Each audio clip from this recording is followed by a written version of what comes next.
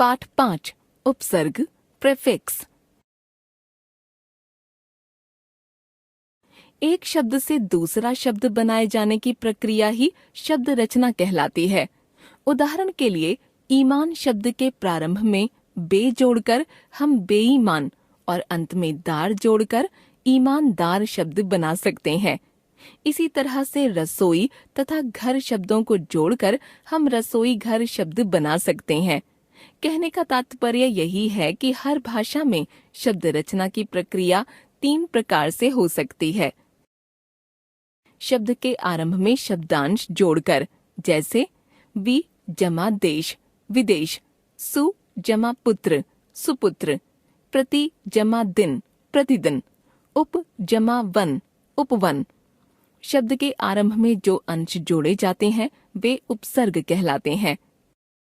शब्द के अंत में शब्दांश जोड़कर, जैसे मित्र जमा ता मित्रता, जादू जमा गर जादूगर, बंगाल जमा ई बंगाली। शब्द के अंत में जो अंश जोड़े जाते हैं वे प्रत्यय कहलाते हैं। 2 शब्दों को मिलाकर, जैसे घोड़ा जमा सवार घुड़सवार, राष्ट्र जमा पिता राष्ट्रपिता, गृह जमा प्रवेश गृह प्रवेश। 2 शब्दों के मेल से जो शब्द बनते हैं वे समास कहलाते हैं। उपसर्ग शब्दों के वे अर्थवान लघुतम अंश जो शब्दों के शुरू में लगकर नए नए शब्दों की रचना करते हैं उपसर्ग कहलाते हैं। वस्तुतः उपसर्ग भी भाषा के सार्थक खंड हैं, पर शब्द की तरह स्वतंत्र रूप से प्रयुक्त नहीं हो सकते। देखिए निम्नलिखित उदाहरण। तत्सम या संस्कृत के उपसर्ग। उपसर्ग अर्थ।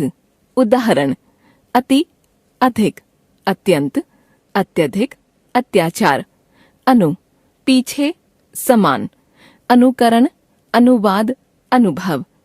अप बुरा हीन, अपयश अपमान अपशब्द। आ तक समेत, आजीवन आजन्म आमरण।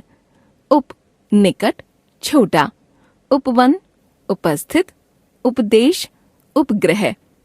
दुस या दुर कठिन बुरा, दुस्साहस दुष्कर दुर्भाग्य दुर्लभ।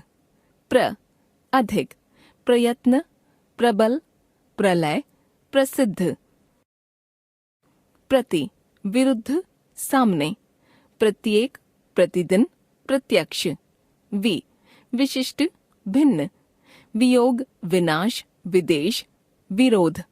सम पूरी या अच्छी तरह से, संपूर्ण संयोग सम्मान संपत्ति।